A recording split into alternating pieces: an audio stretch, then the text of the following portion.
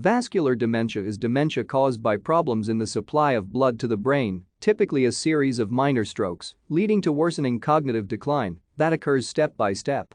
The term refers to a syndrome consisting of a complex interaction of cerebrovascular disease and risk factors that lead to changes in the brain structures due to strokes and lesions and resulting changes in cognition. The temporal relationship between a stroke and cognitive deficits is needed to make the diagnosis. Differentiating dementia syndromes can be challenging due to the frequently overlapping clinical features and related underlying pathology. In particular, Alzheimer's dementia often co-occurs with vascular dementia.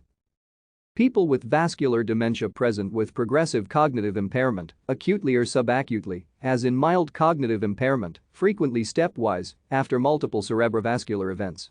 Some people may appear to improve between events and decline after further silent strokes. Thank you for watching.